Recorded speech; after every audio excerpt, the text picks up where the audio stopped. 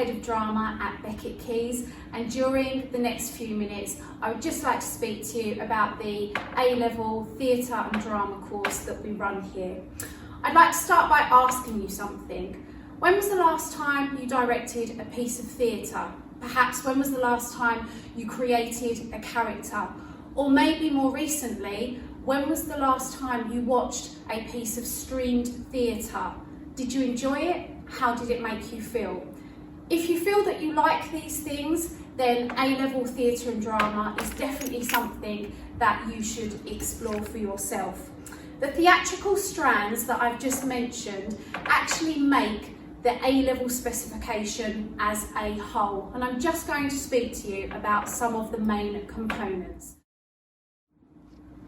For those of you currently following the GCSE Edexcel specification, you might be pleased to know that we also use the exam board Edexcel for A-level, and it actually mirrors the same components 1, 2 and 3 as it does at GCSE.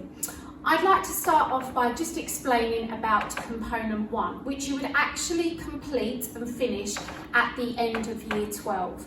Devising is basically what you will be required to do. You will have to study a script, and from that script you will actually be given an extract to use as a springboard for your devising performance. To accompany the devised performance will be your portfolio, and this is your opportunity to show the examiner and share with the examiner the process of the devised work that you actually went through.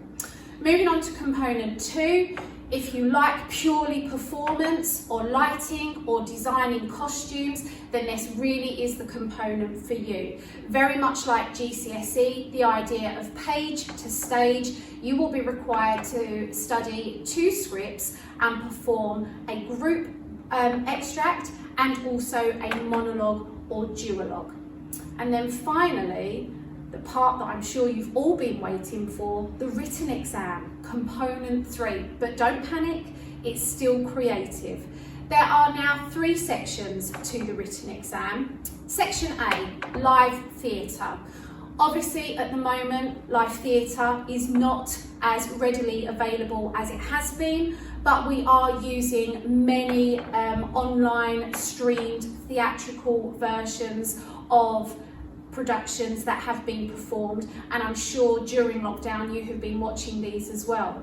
You will be provided with 2 quotes from the exam board, and the idea behind it is that you will need to argue, agree, disagree with what you believe in. These are deliberately challenging quotes, but your overriding analysis of the theatre production will allow you to agree or disagree with the statements. Section B is all about the possibilities of working with a script from a performer's point of view, a director's point of view, and a designer's point of view. Here we study That Face by Polly Stenham, and in the exam you will be required to write about the script from either a performer's point of view, a director's point of view, or a designer's point of view. And finally, section C is very much about your own directorial concept of a play.